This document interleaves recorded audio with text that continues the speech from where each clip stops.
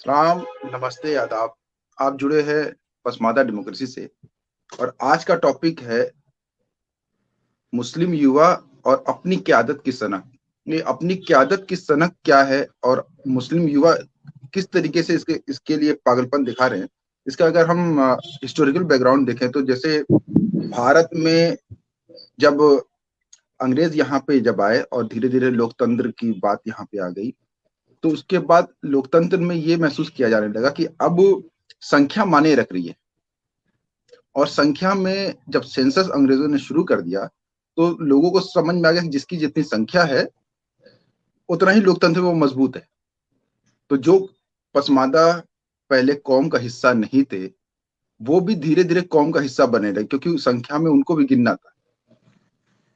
फिर धीरे धीरे जैसे जैसे लोकतंत्र बढ़ा, भारत में लोग वोट करने लगे। 1919 फिर आगे के जो चुनाव हुए, उसमें हम ये देखते हैं कि कैसे जो है, जो हमारी अशराफिया है, वो इस बात की मांग करने लगी कि अगर हम यहाँ पे रुक गए तो हिंदू संख्या में ज्यादा है और वो यहाँ पे शासन करने लगेंगे।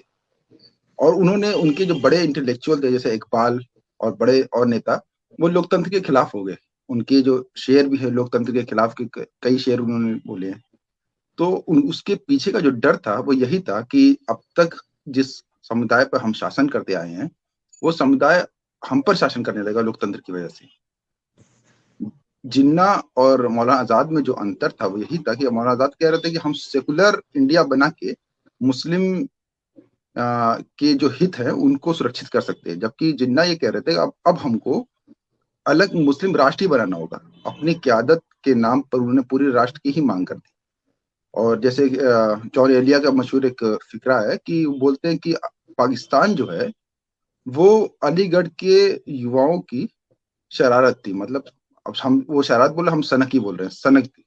तो इन्हीं सब मुद्दों को हम दोबारा उठाएंगे, वहीं इतिहास से निकाल के लाएंगे बातों को कि कैसे जब ये बात उठी अपनी क्यादत की और उसने क्या परिणाम भारत की राजनीति पर, भारत की के समाज पर डाला है। तो इन सारी बातों को हम धीरे धीरे मतलब 1947 से पहले, फिर 1947 के बाद 90 तक, फिर 90 के बाद कैसे बढ़ा और आज का क्या माहौल है, ऐसे एक हिस्टोरिकल जर्नी के तरीके से हम देखना चाहते हैं। अच्छा, इस विषय पर मैं एक किताब भी सजेस्ट कर दूं। ये अच्छी किताब है, ये आप देख रहे होंगे, हिलाल अहमद साहब की सियासी मुस्लिम। ये बड़ी अच्छी किताब है। अभी तो मुझे नहीं पता अभी हिंदी में आई है कि नहीं आई है, इंग्लिश में आई है थोड़ा बहुत, इसकी भी इंग्लिश अच्छी है, वो उसको खरीद ले तो बहुत अच्छे से वो उन्होंने रखा है। इसमें पसमादा मूवमेंट के बारे में भी थोड़ी बहुत एक दो पन्ने उन्होंने दिए हैं उस मूवमेंट के बारे में भी।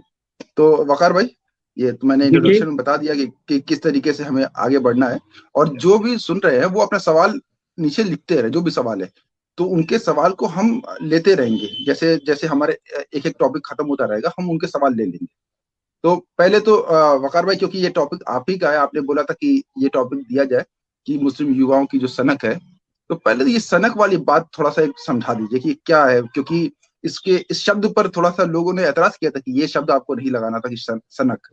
तो मैं आपको सोलो कर रहा हूँ, पहले आप अपना इंट्रोडक्शन दे ले। ठीक, जैसा कि आप जानते हैं कि मेरा नाम वकार अहमद है और हम लोग ऑल इंडिया पसमानदा मुस्लिम महाज से जुड़े हुए हैं, उसके जनरल सेक्रेटरी हैं। हमारे राष्ट्रीय अध्यक्ष मुख्तार अंसारी साहब मऊ से हैं। बाकी जो ये सनक का टॉपिक है, मैं तो इसे पागलपन कहता हूं, ये तो थोड़ा कम करके रखा गया। सनक 1857 में एक उस जमाने में इन अशराफ लौंडों की कह लें कि एक सनक थी कि हम अंग्रेजों को निकाल भगाएंगे। और एक बूढ़े बहादुर शाह जफर साहब को अपना अगुआ बना करके, क्योंकि राजा को ही अगुआ बनाना था, तो लोगों ने लड़ाई लड़ी, जिसका नतीजा यह हुआ कि जामा मस्जिद में घोड़े बांधे जाने लगे और बहुत सारे नुकसान हुए जो आप हिस्ट्रिकल है, आप जानते हैं। जब जंग खत्म हुई तो दिल्ली से ये लोग निकाल दिए गए और 6 महीना 8 महीने तक दिल्ली में जाने की इजाजत नहीं मिली। तो कुछ दिन तक वो फिर दबे दबे दबे रहे। फिर 60 के बाद लोगों को लगा कि हम तो बुरी तरह हार चुके हैं, तो लोग अंग्रेजों से मिलने लगे। फिर वो सनक कम हो गई लोग अंग्रेजों से मिल करके अपना वो मदावा ढूंढने लगे अपने दर्द का। तो उसमें सर सैयद अहमद खान जैसे लोग पैदा हुए, जो अंग्रेजों के साथ मिलकर के उन्होंने उनको समझाया कि ये जो गदर था वो उसमें शरफा का हाथ नहीं था, इसमें बसात जुलाहे थे। फिर देवबंद मदरसा कायम हुआ, उसमें उन लोगों ने बहुत, जैसे कहा जाता कि कई लोगों के अंग्रेजों से अच्छे ताल्लुकात थे, तो फिर उन लोगों ने फिर देवबंद मदरसा बनने के और अलीगढ़ बनने के बाद से फिर जहां तक जान पाए हैं, फिर अंग्रेजों और मुसलमानों के बीच में कोई जंग, कोई झगड़ा उस तरह बाजाबता नहीं हुआ। ये अलग बात है कि लोग कहते हैं कि 36,000 उलमा हमारे शहीद हुए थे, अब 10 उलमा का नाम पूछिए तो नहीं बता पाते हैं।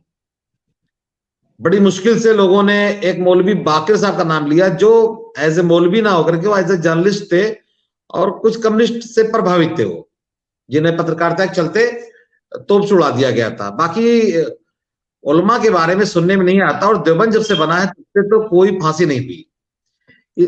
इसी क्रम में चलते रहे लोग, कांग्रेस आगे बढ़ने लगी और ये अंग्रेजों के साथ लगे रहे। मैं जरा सा यहाँ पे असल में यहाँ तक वाले बात कर लिया जाए, 1857 वाली जो आप बात बोल रहे हैं, तो इसमें पहली बात जो ये बात कही जा रही कि इसमें मुस्लिम लड़े, तो उसमें जो लड़ने का जो रीजन दिया जा रहा है कि वो अपनी रियासतें बचाने के लिए लड़े, जो भी 1857 का रीजन था। तो बहादुर शाह जफर जो है कोई मेंटली प्रिपेयर भी नहीं थे लड़ने के लिए। यहाँ तक कि पढ़ने में आता कि जब यहाँ पहुंचे, जब मेरठ से उनके किले पर, तो दो मतलब 24 घंटे उन्होंने दरवाजा ही नहीं खोला कि ये क्या करने आ गए तुम यहाँ पे। ठीक है, तो ये बातें भी रेखांकित करनी जरूरी, क्योंकि बहादुर जफर को भी एक बहुत ही सिंपल के तरीके से पेश किया जाता है ना, कि वो तो स्वतंत्रता सेनानी थे, तो हम उनकी भी बात करते रहे। जैसे मसूद अहमद फलाही साहब ने लिखा कि वो कितने जातिवादी थे, बहादुर जफर जो थे वो उनके जातिवाद पे भी लिखा गया है ना। तो दूसरी बात ये एक यहाँ पे गालिब का भी जिक्र कर लिया जाए। गालिब साहब जो थे, उन्होंने एक लफ्ज नहीं बोला 1857 की क्रांति में, ठीक है, एक लफ्ज नहीं बोला, और अंग्रेजों से वजीफा के लिए अपील करते रहे। उन्हीं के बल्ली मारान में ही वो थे, मैं नाम भूल रहा हूँ शायर का, उनको मार दिया गया 1857 के गदर में, और उनके फातिया पढ़ने भी उनकी कब्र पे नहीं गया, कि कहीं ऐसा ना हो कि ये समझ लिया जाए कि मैं जो अंग्रेजों का गद्दार हूं।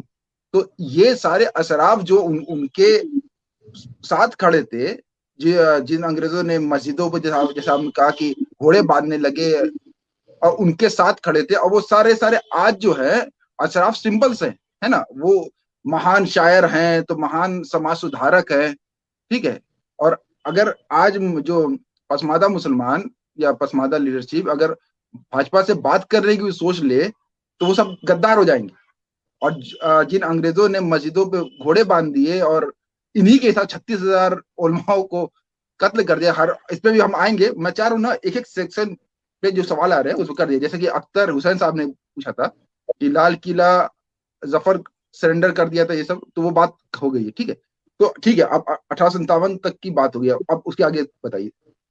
ठीक, तो ये सर सैयद अहमद खान साहब ने जो है स्वतंत्रता संग्राम सेनानी बनने के बजाय जो है अंग्रेजों का, आज की भाषा में चाटुकार बनना पसंद किया, या डिप्लोमेसी के साथ अंग्रेजों के साथ जाके मिल करके मुसलमानों, अशराफ मुसलमानों के लिए वो हल ढूंढने लगे।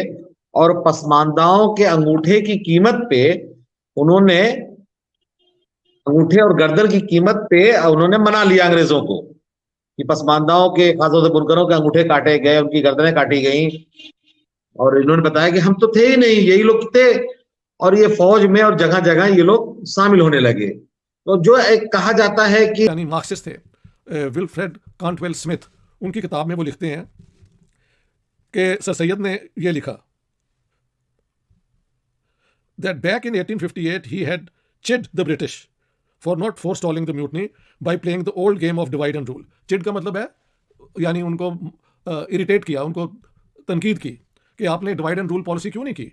He says, and I read, Sir Sayyid wrote, when Nadir Shah became master of Persia and Afghanistan, he invariably kept the two armies at equal strength. यानी एक पर्शियन ईरानी और एक अफगान, दोनों की equal strength. When the Persian army attempted to rise, the Afghan army was at hand to quell the rebellion and vice versa. Sir Syed लिखते हैं कि नादिर शाह जो बेसिकली ईरान का था, बाद में अफगानिस्तान को भी कैप्चर कर लिया, उसने दो फौजें बनाई थी, एक थी अफगानों की, एक थी ईरानियों की, पर्शियंस कहते थे उन्हें, हाँ जी. तो वो इक्वल स्ट्रेंथ रखते थे ताकि अगर एक में बगावत हो तो दूसरी उसके खिलाफ इस्तेमाल हो सके. The English did not follow this president in India. अंग्रेजों ने यह नहीं किया. Government certainly did put the two antagonistic races into the same regiment. But constant intercourse had done its work, and the two races in regiment had become almost one. वाह वाह वाह. कि अंग्रेजों ने तो ये नहीं किया, उन्होंने हिंदुओं और मुसलमानों को एक ही फौज में रख के, एक ही रेजिमेंट में रख के इस तरह किया कि उनमें जो दो कौमों का तस्वर था ना, वो खत्म हो गया और वो एक हो गए, वो हिंदुस्तानी हो गए. और वो क्या लिखते हैं फिर आगे? It is but natural and to be expected that a feeling of friendship and brotherhood must spring up between the men of a regiment, constantly brought together as they are. If separate regiments of Hindus and separate regiments of Mohammedans had been raised, this feeling of brotherhood could not have arisen. वाह वाह वाह. Sir Syed कह रहे हैं कि तुमने divide and rule क्यों नहीं किया? इस इंग्लिश ईस्ट इंडिया कंपनी को कह रहे हैं, तुम्हें हिंदुओं और मुसलमानों को एक रेजिमेंट में नहीं रखना चाहिए था, अलग अलग रेजिमेंट बनानी चाहिए थी, ताकि ये कभी एक जगह पे ना रहें. एक जगह जब रहते हैं तो खाना भी साथ साथ पकता है, दोस्तियाँ हो जाती हैं. हाँ जी. और जो फिर एक तारीखी फ़र्क है हिंदुओं और मुसलमानों का, वो भी बेबानी हो जाता है जब आप एक जगह रहते हैं. तो उन्होंने कहा ये आपने बहुत बड़ी गलती की है. अब यहाँ से आप असेस कर लें कि सर सैयद जो हैं उनकी पोजीशन इस मामले में यही है कि हिंदू और मुसलमान अगर अंग्रेज़ों को एडवाइस कर रहे हैं, remember he is advising the British use divide and rule. So this is the basic principle on which Sir Syed builds his politics.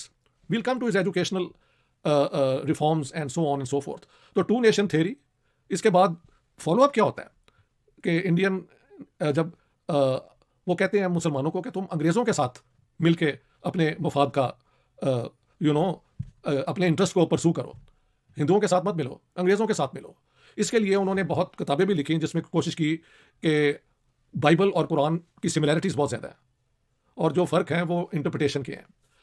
देखें अंग्रेज़ों ने आके यहाँ पे जब हुकूमत की तो उन्होंने क्रिश्चियनिटी वैसे नहीं फैलाई स्टेट के ज़रिए, जैसे कि मुसलमानों ने भी, रूलर्स ने इस्लाम को वैसे नहीं फैलाया. वो फैला वो एक और बात है. इस तरह की क्रिश्चियनिटी जो है ये चर्चेज़ ने, इंडिपेंडेंट चर्चेज़ ने आके यहाँ पे लोगों को कन्वर्ट किया for good and bad. I mean उन लोगों को किया जिन्होंने, जो गरीब थे और जिनको कास्ट सिस्टम के अंदर से एक्सपेल किया हुआ था. तो I mean most of them, not all. बाद में तो बंगाली ब्राह्मण बहुत ज़्यादा मुसलमान हुए, लाहौर पंजाब में आके वो टीचर भी बने. तो ये एक और हिस्ट्री है. Later on who converted, why, that's a different matter.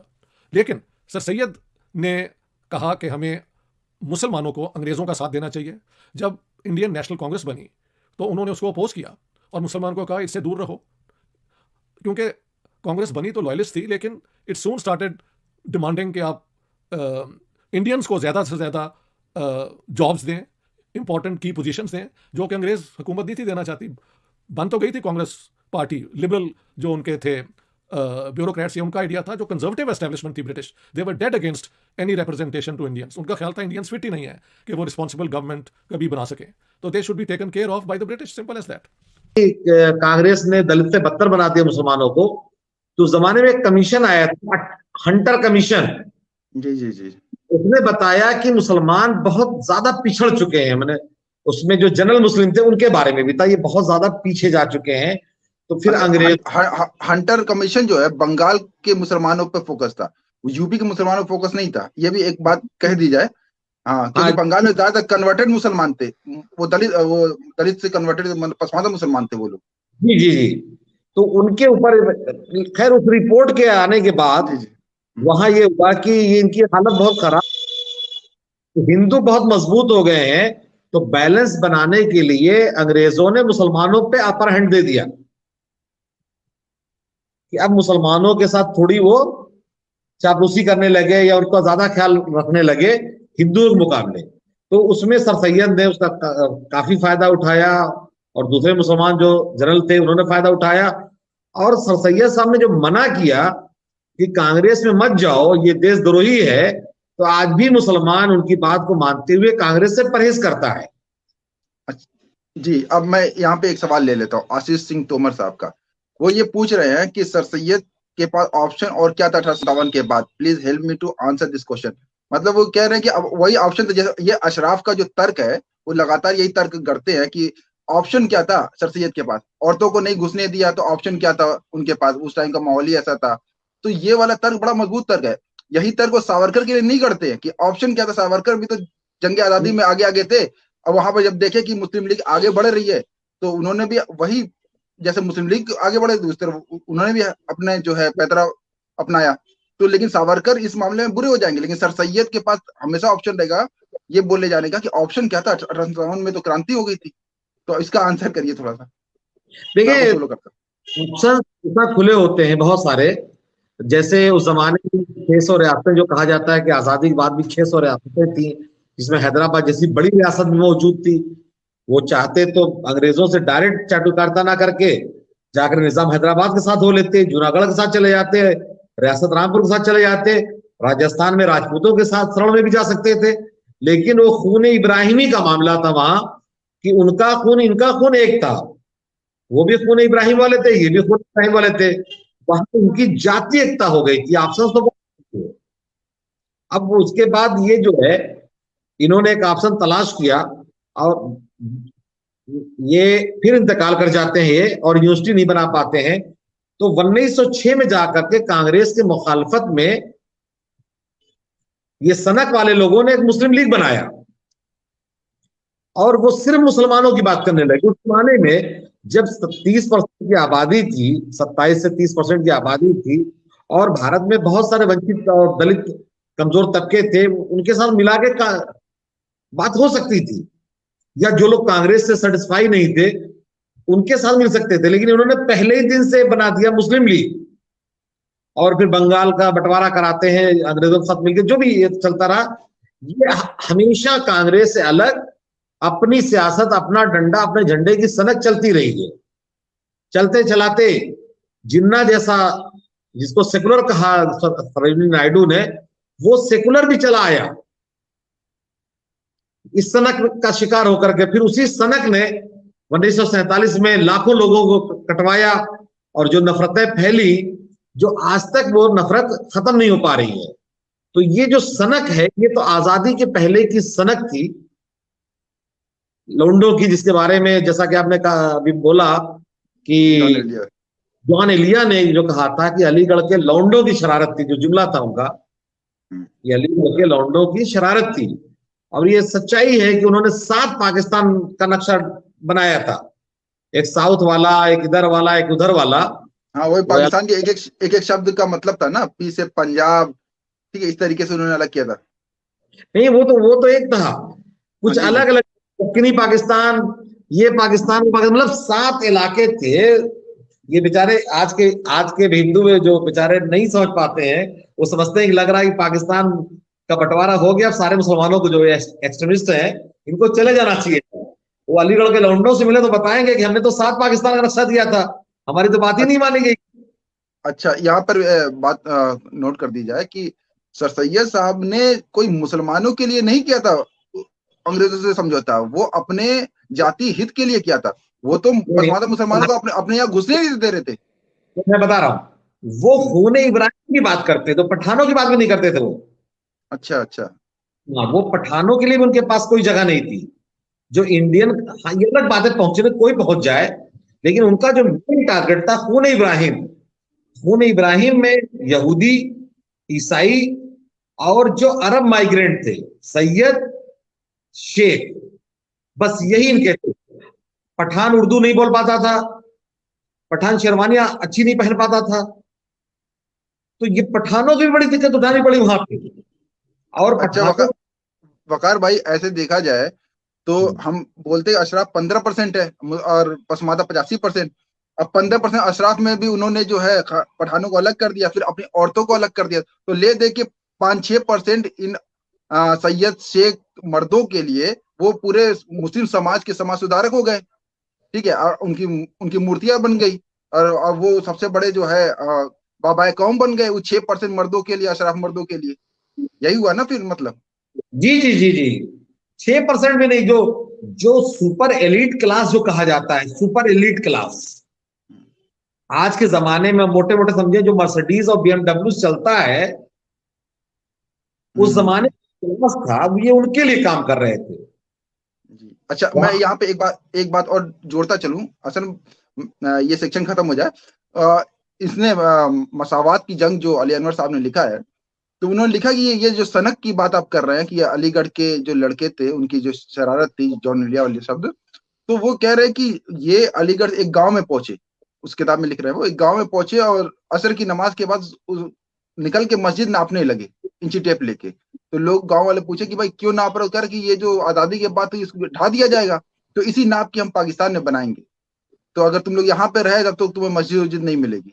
तो वो सबने कसम खाई कि हम भी पाकिस्तान में जाएंगे और हम भी मुस्लिम लीग में रहेंगे, इस तरीके से। तो वो बता रहे कि इस तरीके से प्रोपोगेट किया गया, डर को फैलाने का काम किया गया कि कैसे जो है हिंदुस्तान में अगर रह गए तो मारे जाओगे। तो ये सनक कहाँ तक वो लेके गए वो लोग।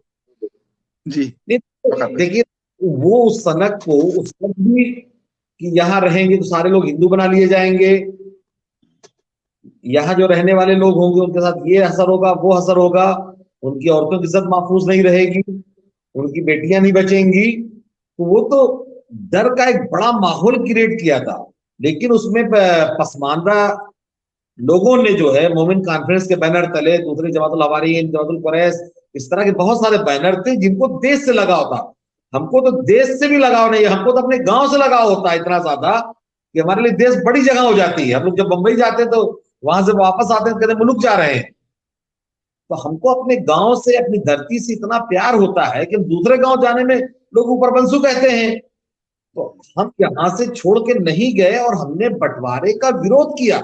लेकिन ये जो हिंदू कट्टरपंथी हैं, उनको वही विदेशी मुसलमान अच्छे लगते हैं, उनकी बुरी बातें हमारे ऊपर थोप दी जाती हैं और उनकी अच्छी बातें उन पे चली जाती हैं। तो ये किसी कभी नौहा बैठ के लिखेंगे, कभी गीत लिखेंगे, कभी बैठ के मिर्जा गालिब पे एकेडमी बना डालेंगे, उसके लिए फाइनेंस करेंगे और जावेद की तारीफ होगी, सबकी तारीफ होगी। लेकिन पसमानदा तहरीक या उसके पहले जो आसिम बिहारी रहमतुल्लाह अलैह थे, कलीम अंसारी, अतकुर रहमान आरवी, जो डोम का जूठा पानी पी गए थे, उनकी चर्चा आज तक मेन स्ट्रीम से नहीं हो पाई। तो ये जो अभी सनक नई वाली भी चल रही है, अगर देश को बचाना चाहते हैं लोग तो पसमानदा मुसलमानों को आगे लाएं और जो विदेशी मुसलमान हैं जिनको इतना प्यार दुलार नहीं आइडिया ऑफ इंडिया से, जिनको राज्यसभा वगैरह मिलती है, जो इमाम मेहदी के साथ चले जाएंगे, उनको बाहर करें। जो पसमानदा है, जो इस जमीन से जुड़ा हुआ है, जो गोबर पे रखी हुई भौरी खा लेता है, उसको ये जगह नहीं दे रहे हैं। ये देश के सेकुलरिज्म और डेमोक्रेसी खतरनाक है। तो मैं